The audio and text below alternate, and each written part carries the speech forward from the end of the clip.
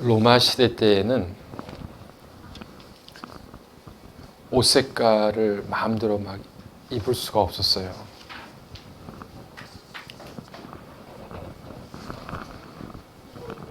이 자주색 옷을 아무나 입지 못했습니다. 자주색, 염색 하려고 하면 이 염색 값이 너무 비싼 거예요. 그 자주색 염색약을 450g 정도, 1파운드 정도 사려고 하면 당시에 1000데나리온이 필요했습니다. 여러분, 한 데나리온이 어떤 건지 아시죠? 예, 품삯이죠. 보통 노동자들이 하루에 일해서 벌 수 있는 하루 품삯이 한 데나리온인데 450g 정도 되는 염색료를 얻으려고 하면 1000데나리온이 필요했습니다. 엄청 힘든 거죠. 설사 내가 돈이 있어서 그렇게 자주색 염색을 할 수 있다 할지라도, 살 수 있다 할지라도 아무나 그것을 할 수가 없습니다.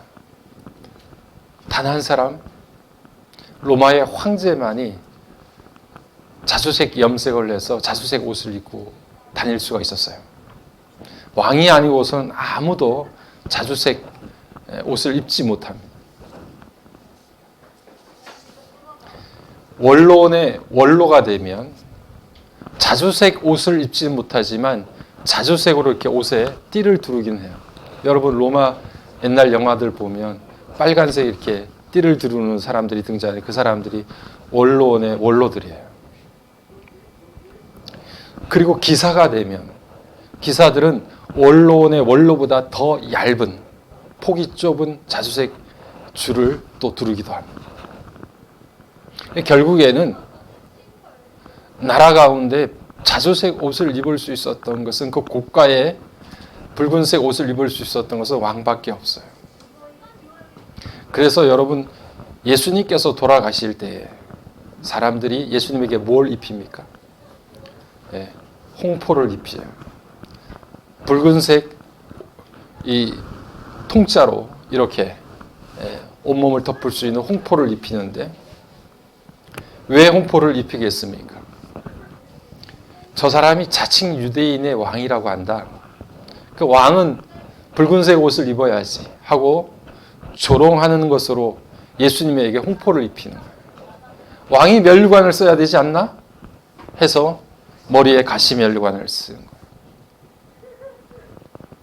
그렇게 사람들이 조롱을 했습니다. 그런데 예수님께서는 그의 백성들에게 말씀을 가르쳐 이르시기를, 솔로몬의 모든 영광으로 입은 그 모든 것이 이 꽃 하나만 못하였다, 이렇게 말씀합니다. 사람들은 좋은 옷을 입고 좋은 곳에 살고 더 넓은 곳, 더 아름다운 곳에 사는 것이, 그것이 다 마음속에 한 가지로 가지고 있는 욕망이고 바라는 것인데, 예수님께서 말씀하시기를 이 땅에 그 어떤 화려한 것, 왕만 입을 수 있는 그 붉은색 자주색 옷을 입고 있다 할지라도 그 옷이 이 꽃 하나만 못하다라고 그렇게 말씀을 하시는 거예요. 그러니까 이 땅에 우리가 인간이 욕구하고 욕망하고 바라는 것들이 얼마나 더덥고 별것 아닌가 하는 것들을 예수님께서 말씀하시기 위해서 그렇게 비유를 들어서 말씀을 하셨던 것입니다. 창세기 말씀을 보면 창세기에 거룩이라고 하는 말이 딱 한 군데 등장을 합니다. 물론 성경 전체에는 거룩이라는 말이 많이 쓰여 있지만 창세기에는 딱 한 군데, 창세기 2장 3절 말씀에서 거룩이라고 하는 말이 사용되어 있습니다. 2장 3절 말씀을 우리 같이 한번 읽어보겠습니다. 2장 3절 시작. 하나님이 그 일곱째 날을 복되게 하사 거룩하게 하셨으니 이는 하나님이 그 창조하시며 만드시던 모든 일을 마치시고 그날에 안식하셨음이니라. 아멘. 어떤 날을 복되게 하사 거룩하게 하셨습니까? 네, 일곱째 날. 일곱째 날은 언제입니까? 안식일입니다. 그 안식일을 거룩하게 하고 복되게 하셨다. 하나님께서 거룩이라고 하는 말, 우리에게 교회에서 너무나 낯익고 우리에게 익숙한 이 거룩이라고 하는 말을 사용하실 때 그 말의 사용 용도가 어떻게 되었느냐? 언제 하나님께서 그 거룩이라는 말을 사용하셨는가? 그것은 바로 날에 관련된 겁니다. 그 날은 안식일에 관련된 거예요. 하나님께서 거룩하다라고 하는 말을 쓸 때에는 그 거룩이 바로 시간에 적용된 말이에요. 무엇에 적용된 말? 시간. 하나님은 시간을 거룩하게 만드셨어요. 안식일이라고 하는 시간을 구별되이 거룩하게 만드셨습니다. 그래서 이 안식일을 거룩하게 지키는 것이 무엇보다도 중요한 것은 하나님이 이 땅을 창조하실 때부터 구별하여 거룩하게 만든 시간이 안식일이에요. 안식일을 잊으면 안 되는 겁니다. 이스라엘 백성들에게 너무나 중요한 시간이 안식일의 개념이에요. 우리가 알다시피 이스라엘이 2000년 동안이나 나라를 잃고 이곳저곳을 세계를 각각 곳곳을 떠돌아다녔던 민족입니다. 지금은 여러 가지 많은 일들도 일어나고 그렇게 많은 문제도 있지만 어쨌든 하나님께서 그렇게 떠돌이 생활을 했던 이스라엘 백성들을 정착을 시켜주셨는데 그 2000년 동안 긴 시간 동안에 그들이 방랑하고 여기저기를 헤매고 다닐 때에도 유대인으로서 유대인의 삶을 잊어버리지 않았던 것은 그들에게 안식일이 있었기 때문에 그래요. 언제라도 다시 돌아와서 그곳에서 하나님 앞에 예배드리고 하나님 앞에 제사드리고 하나님 앞에 그들이 경배할 수 있는 그 안식일을 그 시간을 잃지 않았기 때문에 민족의 정체성을 2000년 동안이나 유지할 수 있었던 것입니다. 하나님께서 거룩하게 하시기를 원하셨던 것은 시간이었어요. 공간을 거룩하게 만드셨던 것은 한참 이후에 일어납니다. 이스라엘 백성들이 자꾸 우상 숭배하고 금송아지를 만들어요. 애굽에서부터 나와서 금송아지를 만들고 그들이 이것이 하나님이다 라고 그곳에서 춤추고 노래하니까 그렇게 타락한 이스라엘 백성들을 위해서 하나님께서 그때부터 만드신 게 뭔가 하니? 성막입니다.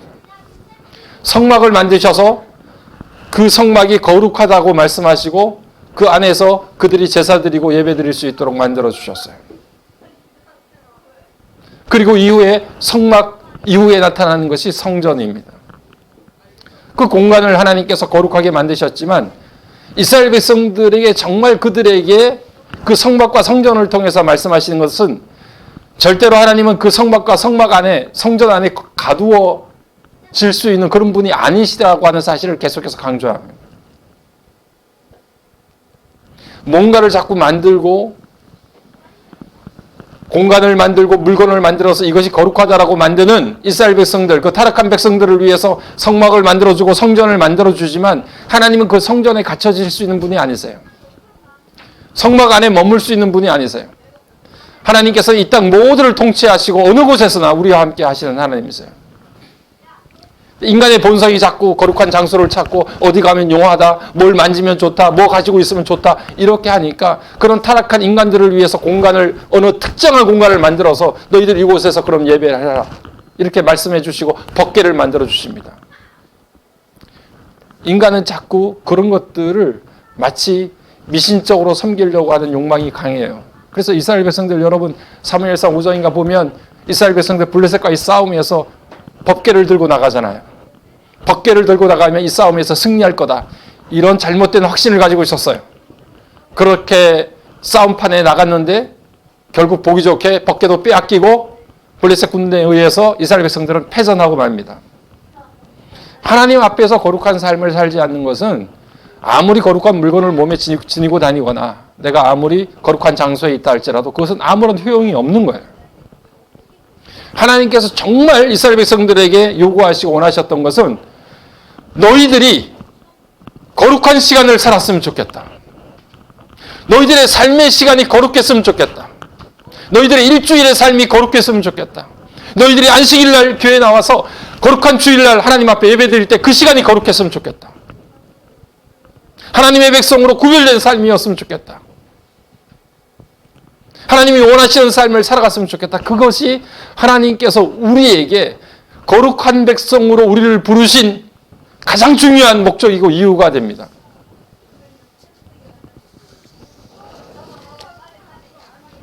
그래서 여러분 구약 성경을 보면 히브리어에 평일을 나타내는 말이 따로 없어요. 우리는 월, 화, 수, 목, 금, 토, 주일 이렇게 요일을 따지지만 원래 이스라엘 백성들에게 있어서는 그 요일이 없어요.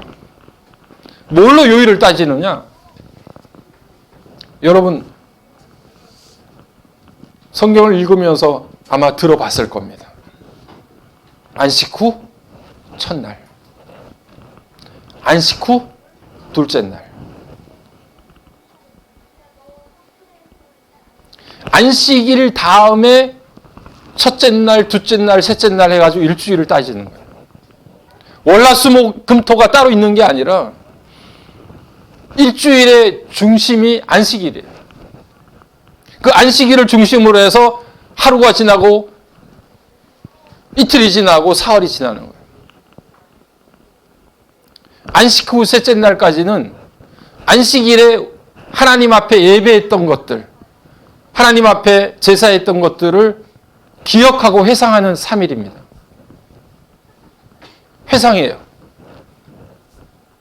그때 예배 드렸을 때, 그때 하나님 앞에 엎드렸을 때, 그때 말씀 들었을 때 그 말씀이 어떤 것이었는지를 다시금 돌아봅니다. 그래서 우리가 수요일 날 다시 주일 말씀을 회상하고 기억합니다.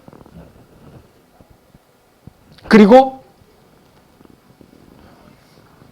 4일, 5일, 6일째 되는 날은 안식일을 준비하는 날이에요. 절반은 지켰던 안식일을 기억하고 회상하는 시간으로 보내고 절반의 시간은 다시 안식일을 준비하고 기다리는 시간으로 보내요. 이스라엘 백성들이 가지고 있었던 그들의 삶의 리듬 자체가 안식일을 중심으로 주일 중심의 일주일을 보냅니다. 그것이 바로 이스라엘 백성들에게 있어서 거룩한 삶의 리듬이었습니다.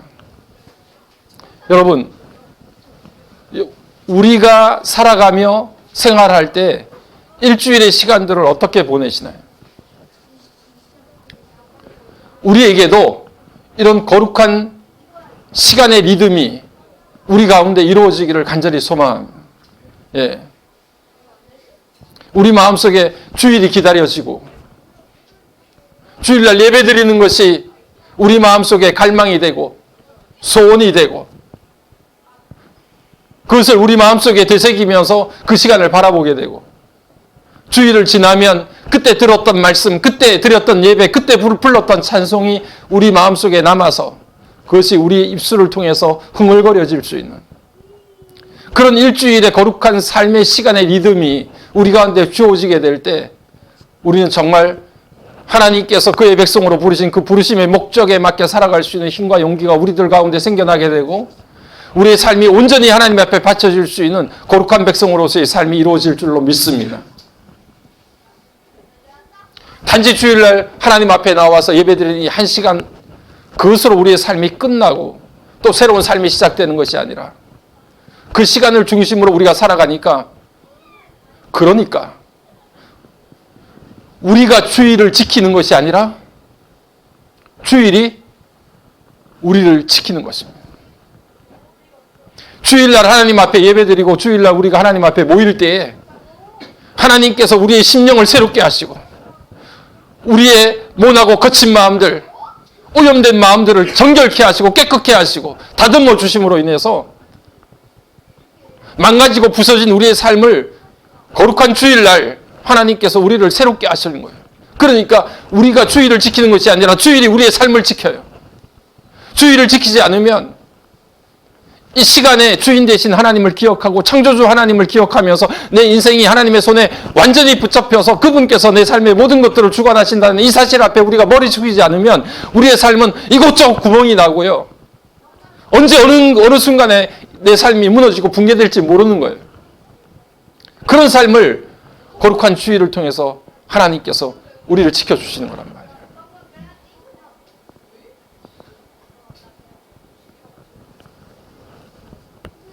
우리가 주의를 지키고 예배 시간 지키고 하는 것이 아니라 여러분, 이 거룩한 주일이 여러분의 삶을 강건하게 붙들어주고 여러분을 이곳 공동체 안에 불러주셔서 하나님의 백성으로 붙들어주시는 거예요.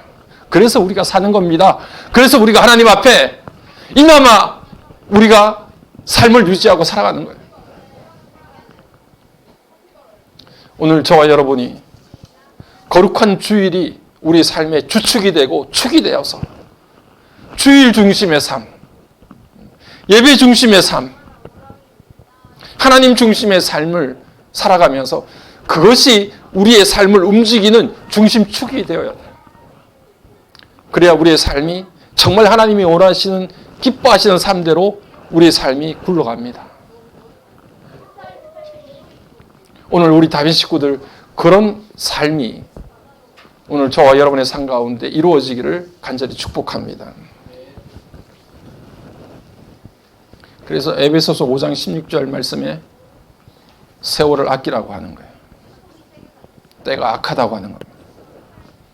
때가 악하니까 너희들은 그 시간을 거룩한 시간으로 만들라고 하는 거예요. 세월을 아끼라는 말이 단지 시간을 세이브하라는 말이 아니에요. 그 시간을 거룩한 시간으로 만들어라. 때가 악하다.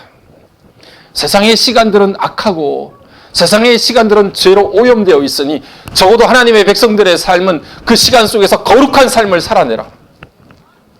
그것을 우리들에게 요구하고 계십니다.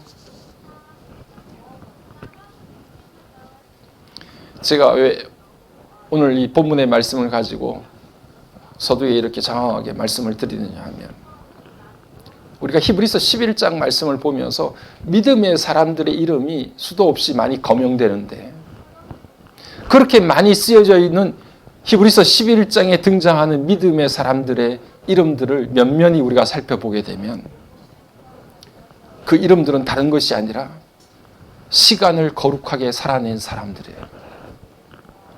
무엇을 거룩하게 해요? 시간을 거룩하게 살아낸 사람들이에요. 그들은 때론 험난하고 힘든 시간들을 보낸 사람들이 너무나 많습니다. 우리가 그 사람들을 다 지금 보고 있는 거예요. 여러분 다니엘과 다니엘의 세 친구 사드락 메삭 아벳느고를 기억하시죠? 그들은 저 먼 곳 바벨론으로 포로로 끌려갔습니다. 그렇게 영민하고 그렇게 똑똑하고 그렇게 멋진 친구들이 고국을 떠나서 저 먼 곳에 끌려가서 남의 나라 바벨론 땅에서 포로가 된 채 그들의 왕을 섬기는 그런 삶으로 그곳에서 살아내야 했습니다.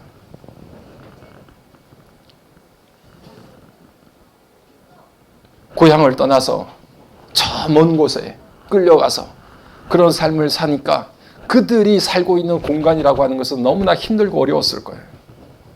1200km, 1300km를 떨어져 있는 그 먼 곳 바벨론 땅까지 끌려가서 자신들이 원치 않는 삶을 그곳에서 그 젊은 청춘을 보내고 있다고 생각하면 너무나 답답하고 힘들었겠죠. 그런데 여러분 우리가 알다시피 다니엘과 다니엘의 세 친구들은 비록 바벨론이라고 하는 공간에서 살고 있고 그렇게 살아가고 있지만 그렇다고 할지라도 바벨론에서 사는 시간을 포기하지 않습니다. 그들은 왕이 준 포도주를 마시지 않았어요. 왕이 준 진미를 먹지 않았어요. 그들은 왕의 신상 앞에서 절하지 않았어요. 비록 내 몸은 이 공간에 포로로 끌려와 있지만 하나님이 내게 이곳에서 주신 시간, 그 시간만큼은 하나님 앞에 거룩하게 살아야 되겠다.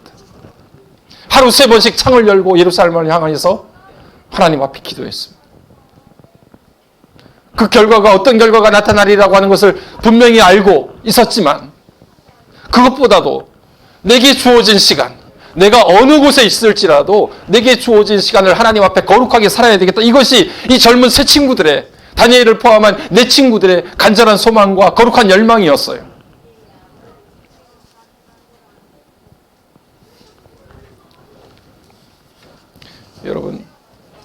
요셉은 그러지 않았나요?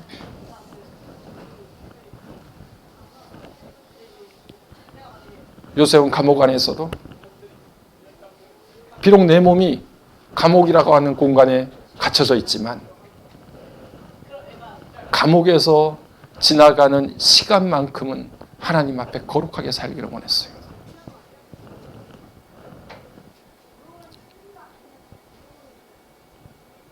성경은 하나님께서 감옥 안에서도 요셉의 삶을 형통하게 하셨더라 그렇게 말씀하셨어요. 감옥에 갇히지 않는 삶이 형통한 삶이 아니라 감옥에 갇혀져 있는 그런 삶을, 그런 공간 안에서 내 몸이 고통을 받고 어려움을 겪고 있는 그 순간을 지나가지만 그 안에서도 내가 지나고 있는 이 시간을 하나님 앞에 거룩하게 보내야 되겠다고 하는 열망을 내려놓지 않는 삶이 하나님 앞에 형통한 삶인 줄 여러분 확신하시기를 바랍니다. 여러분, 우리 모두가 어려운 시간을 지나가요. 우리가 지난주에도 말씀을 보면서 함께 생각했듯이 우리 가운데 시험과 시련이 있어요. 때로는 내 삶에 내려놓고 싶지 않은 가장 중요한 것들이 위협받을 때가 있어요. 그래서 삶은 시련의 연속으로 우리를 힘들게 만들고 어렵게 만들 때가 있습니다. 그러할지라도 그런 상황과 조건 속에 우리가 놓여 있다 할지라도 그 시간들을 거룩하게 살아내는 사람들, 그게 오늘 히브리서 11장을 보니까 믿음의 사람들이더라고요. 믿음의 사람들이에요. 오늘 우리가 읽었던 본문의 20절부터 21절, 22절 말씀을 보니까 똑같이 그런 사람들이 등장을 해요. 20절에 이삭이 등장하고 21절에는 야곱이 등장하고 22절에는 요셉이 등장합니다. 이삭과 야곱과 요셉이 나란히 대를 이어서 등장을 하게 돼요. 자, 그런데 우리가 20절 말씀을 다시 한번 읽어봅시다. 20절 같이 읽습니다. 믿음으로 이삭은 장차 있을 일에 대하여 야곱과 에서에게 축복하였습니다. 아멘. 이삭이 야곱과 에서를 축복했대요. 자기 아들들을. 부모가 자식을 축복하는 거 이상하지 않은 일이죠. 충분히 그렇게 할 수 있고 누구나 아마 자식들에게 그렇게 축복하기를 원할 거예요. 그런데 20절 말씀을 보면 처음이 무슨 말로 시작하느냐 하면 믿음으로 이삭은 에서와 야곱을 축복하였다.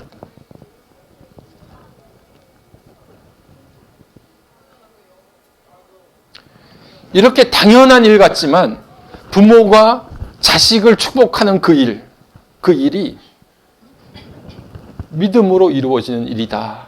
20절이 그렇게 말합니다. 이 말씀뿐 아니라 21절 말씀에도 야곱도 믿음으로 야곱은 죽을 때 요셉의 각 아들에게 축복하였다고 이야기합니다.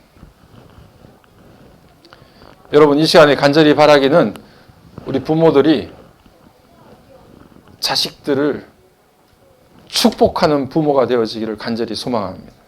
자식들을 위해서 간절히 기도할 수 있는 부모가 되어지기를 간절히 소망합니다. 너무 당연한 거 아니에요? 뭐 그런 말씀 늘 우리 마음에 그것이 있습니다 라고 이야기할지 모르겠어요. 그런데 여러분 생각해 보십시오. 믿음이 없으면 자식들을 위해서 축복하지 않습니다. 자식들을 위해서 축복 기도하지 않아요. 대신에 뭘 합니까? 어떻게 하면 자식들에게 더 많은 거 물려줄까? 얘에게 더 많은 스펙을 쌓게 만들어줄까? 더 많은 것들을 장착할 수 있도록 만들어줄까? 거기에 온통 신경을 쓰는 거예요. 믿음이 있어야 내가 내 자녀들을 위해서 기도하고 간구하는 것들을 하나님께서 그 기도에 응답하시고 내가 가고 없는 시간 동안에도 우리 자녀들을, 내 자식들을 하나님께서 책임져 주시고 인도해 주실 거다라고 하는 그런 믿음이 있어야 자식들을 위해서 간절히 기도하게 돼요. 이 믿음 없으면 우리가 다 아는 사실임에도 불구하고 그렇게 축복하고 기도하며 간구하며 하나님 앞에 매달리지 않아요. 어떻게 하면 더 공부 잘 시키고 어떻게 하면 더 잘 살고 그렇게 할 건가? 거기에 온통 우리의 에너지를 다 쏟아내는 거예요. 그러나 그것들이 우리 자식들에게 고스란히 이루어지지 않습니다. 아무리 많은 돈을 물려줘도 그것이 그 아이들에게 정말 복된 일이 될까? 아니면 아이를 완전히 망치는 일이 될까? 우리는 가늠할 수 없어요. 믿음이 있어야 자식들을 위해서 진심으로 기도하게 돼요. 믿음 없으면 안 돼요. 당장 눈에 보이는 것, 좋은 것, 어떻게 하면 하나라도 더 챙겨줄까? 거기에 온 힘을 다 쏟게 되는 것이지. 내 자녀들을 위해서 하나님 앞에 축복하고 기도하는 이 일이 가장 중요하고 소중한 일이라고 생각하지 않습니다.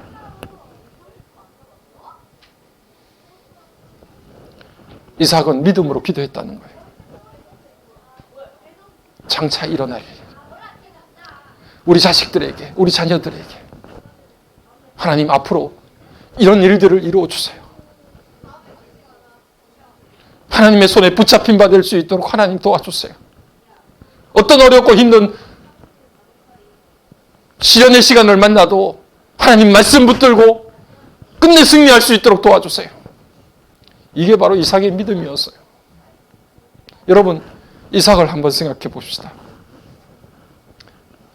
지난주 아브라함을 우리가 생각하고 모리아 산으로 가는 그 아브라함에 관련돼서 우리가 생각할 때 하나님께서 모리아 산에서 결박하여진, 그래서 그를 제물로 바치려고 하는 아브라함의 손을 멈추게 하시고 하나님께서 아브라함에게 말씀하셨어요.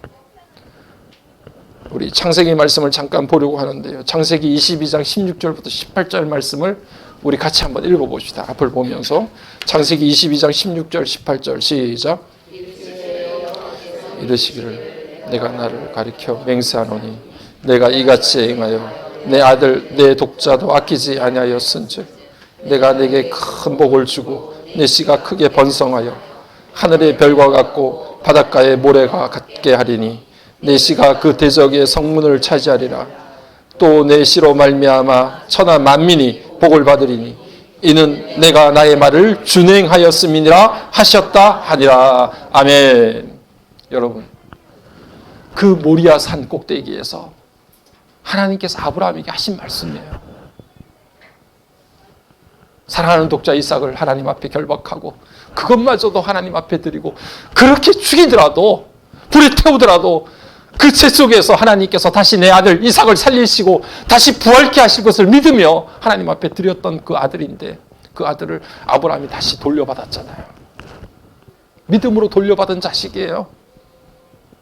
그때 하나님께서 아브라함에게 들려주셨던 음성이 오늘 우리가 읽었던 이 본문의 말씀이라는 겁니다. 그 이야기를 함께 이삭도 듣지 않았을까요, 여러분? 내 아버지 아브라함이 나를 결박해서 하나님 앞에 하나밖에 없는 아들을 하나님 앞에 드렸을 때 그때 하나님께서 하늘로부터 들려주신 그 음성, 네가 네 독자라도 아끼지 않고 내게 드렸으니 내게 했던 그 모든 약속들이 이루어지게 할 것이고 내 자식들이 복을 받게 될 것이다 라고 하는 말씀, 그때 들려주셨던 그 음성을 이삭도 듣지 않았을까요, 여러분? 그러니까 이삭은 아버지 아브라함의 믿음을 통해서 내가 누구인지, 나를 하나님이 어떻게 인도하실지, 어떻게 붙들고 계시고 인도하시는지에 대해서 너무나 확실하게 경험했던 거예요. 그 젊은 날 이삭은 아버지의 믿음을 통해서 살아계신 하나님을 만났어요.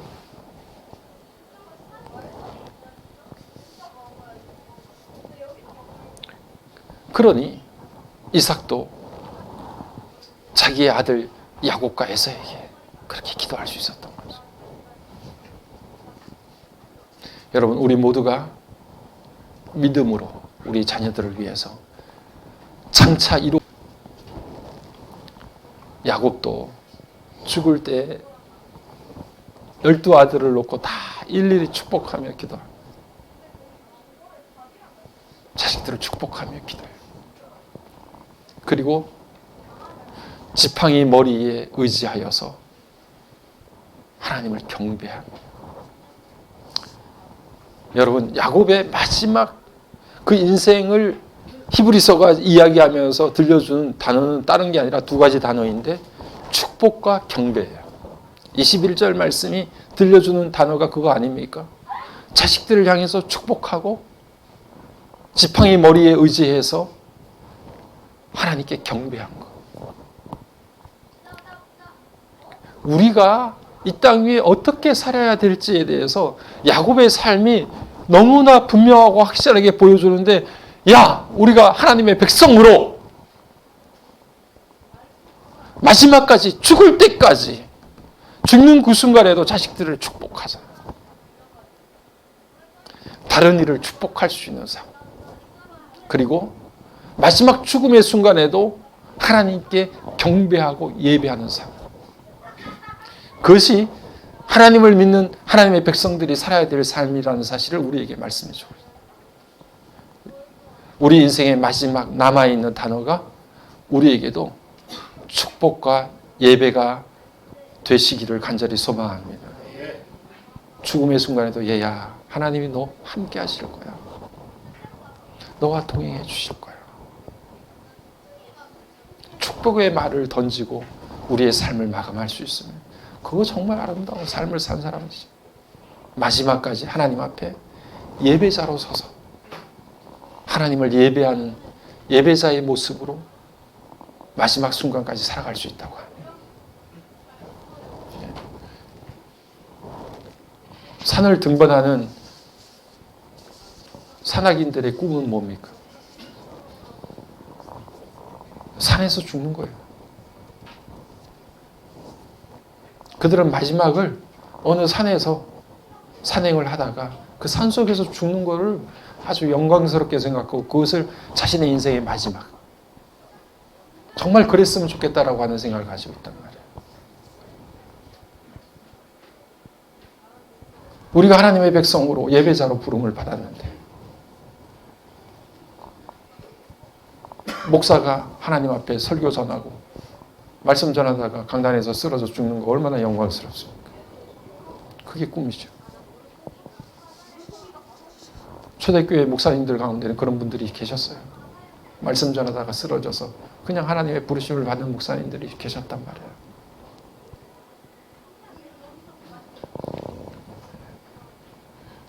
우리가 마지막 우리의 삶에 누군가를 축복하고 하나님을 경배하다가 마지막 죽음의 순간을 맞이한 것을 저들은 믿음으로 죽었으며, 히브리서는 그렇게 평가를 내리고 있는 겁니다. 오늘 저와 여러분이 축복하는, 우리는 복을 내릴 수 있는 사람들이 아니에요. 복을 비는 사람들이지. 그러니까 여러분 표현을 하실 때 보면 하나님은 축복하시는 분이 아니에요. 하나님은 복을 주시는 분이지. 축복은 복을 비는 겁니다. 하나님이 축복하지 않아요. 하나님 복을 주옵소서. 이 말이 맞는 말이에요. 그런데 우리는 그런 하나님에게 복을 내려주시기를 비는 거예요. 축복하는 거예요. 하나님, 내 자녀들에게, 어린 우리 식구들에게 하나님 복을 내려주세요. 축복하는 거예요. 간구하는 거예요. 내가 복을 줄 수는 없지만 그 복이 저들에게 임하도록 하나님 앞에 간구하는 거예요. 기도하는 거예요. 그리고 우리를 창조하시고 인도하시는 하나님 앞에 예배하고 경배하는 거예요. 피조물이 마땅히 해야 될 이 거룩한 일을 마지막까지 하나님 앞에 그렇게 올려드리면서 우리의 삶이 마감되면 여러분 그 삶이 가장 복되고 아름답고 형통한 삶일 줄로 믿으시기를 바랍니다. 그런데 마지막으로요, 제가 야곱이 그렇게 하나님을 경배했는데 오늘 21절 말씀을 보니까 그의 지팡이 머리에 의지하여 경배하였으며 그랬습니다. 지팡이를 들고 다녔다고 하는 것은 야곱이 나이가 많아서 힘드니까 지팡이를 짚으면서 지팡이에 몸을 의지하면서 다녔다라고 하는 말. 그런데 거기 지팡이 머리에다가 머리를 기대면서 몸을 의지하고서 하나님을 경배하는 것. 그 가운데도 하나님을 경배해. 그런데 우리가 야곱의 일생을 이렇게 쭉 돌아보면 참 야곱이 바로에게 고백하듯이 내 나그네의 세월이 130년인데 험악한 세월을 보냈습니다. 이렇게 창세기에서 고백하잖아요. 130년 동안 살면서 정말 볼 것, 못 볼 것 다 보고 힘들고 어려운 험악한 세월을 보냈던 사람이 야곱입니다. 장자의 명분, 에서의 명분을 속여서 그것을 빼앗아서 더 많은 복을 받겠다고 그렇게 애를 썼지만 결국 나중에 보면 더 큰 많은 고통을 겪게 되고 그리고 그 형 에서를 만나기 위해서 야복강에서 하나님 앞에 결사적으로 매달렸던 시간들을 우리가 기억하지요. 창세기 32장 말씀을 보면 그 야복강에서 하나님 앞에 그렇게 기도했던 야곱의 모습을 보는데 그 나루터에서 밤새도록 하나님의 사랑과 씨름을 하고 기도하는 가운데 결국 하나님의 사자가 더 이상 자기를 놓지 않은 야곱을 향해서 환도뼈를 내리칩니다. 그래서 그때부터 야곱이 다리를 절었더라 그렇게 기록을 하고 있어요. 하나님께서 야곱의 삶의 중심을 무너뜨렸어요. 내가 남과 겨루어서 어떻게 해서든지 이 경쟁에서 이겨야 되겠다라고 하는 생각을 가지고 살았던 야곱입니다. 그런데 내 생각과 내 계산대로 살아가려고 했던 그 야곱의 생각을 무너뜨리셨어. 환도뼈를 쳐서 야곱의 인생의 중심을 무너뜨리셨단 말입니다. 그리고 야곱의 이름을 어떻게 바꿔주셨어요? 이스라엘을 바꿔주셨어요. 이스라엘은 하나님이 다스리시니라. 이제 네가 네 인생을 설계하고 네 마음대로 그렇게 만들어가는 인생이 아니라 하나님께서 다스리시고 하나님께서 인도하시고 하나님의 하나님 되심을 마음속에 확신하면서 그렇게 살아가는 삶. 내 좁은 머리로 서툰 몸짓으로 살아가는 것이 아니라 하나님께서 직접 개입하시고 인도하시는 그런 삶을 살아가는 이스라엘. 야곱아, 이제는 너희 이름을 이스라엘이라 하리라. 그렇게 말씀해 주셨던 거예요. 그때 다리를 절었던 야곱이 지팡이를 짚지 않았겠어요. 그때부터 쩔뚝쩔뚝거리면서 인생길 걸어가지만 야곱의 마음속에는 그래, 나는 이제 내가 다리를 절더라도 내 인생에 하나님이 주인이 되어주신다. 더 이상 나는 야곱이 아니야. 나는 이제 이스라엘이다. 하나님이 통치하고 다스리시는 하나님의 백성이야. 그것을 늘 마음속에 간직하고 살지 않았겠어요? 마지막 죽음의 순간에도 그 지팡이 머리에 자기 몸을 기대면서 그래서 그 하나님을 경배할 수 있었던 거예요. 여러분, 우리의 삶의 중심이 되어주시고 우리를 인도하시는 분이 오직 하나님 한 분이시라는 사실을 깨닫고 우리 인생의 마지막 순간에도 그분만을 경배하고 지팡이의 몸을 기댈 수밖에 없었던 연약한 우리 인생의 마지막 순간에도 하나님만을 예배할 수 있는 저와 여러분의 삶이 되어지기를 간절히 소망합니다. 그것이 바로 믿음의 사람들이에요. 믿음의 열조들의 삶이에요.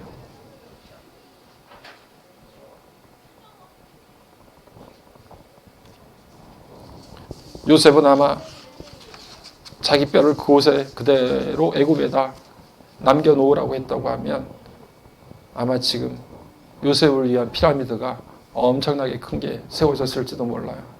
그 흉년의 때를 총리였던 요셉이 이집트, 애굽이 그 모든 것들을 잘 이겨낼 수 있도록 만들어 주었던 그런 사람이었잖아요. 그런데 요셉은 그 엄청난 피라미드를 요구했던 것이 아니라 내 뼈를 가나안 땅으로 가져가기를 원했어요.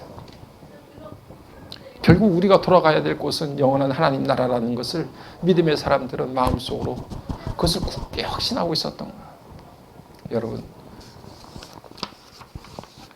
이 땅의 공간에 투자하지 말고 우리가 살아가는 시간에 투자하십시오. 시간을 거룩하게 만드세요. 우리의 남은 인생의 시간을 거룩한 시간으로 만드세요. 하나님께서 그걸 원하세요. 교회의 타락은 중세의 육중한 건물에서부터 시작했어요. 우리는 공간에 대한 욕심, 야망 이런 것들 때문에 우리의 신앙이 무너질 경우가 많아요. 우리가 서 있는 자리, 이곳이 거룩하여지기를 원합니다. 여러분이 살아가는 삶의 일주일이 거룩하여지기를 원합니다. 여러분의 직장에서 살아가는 시간들이 거룩한 시간이 되어지기를 간절히 소망합니다. 그런 백성으로 하나님 앞에 세워지는 귀한 역사가 우리 가운데 있기를 주의 이름으로 축복합니다. 우리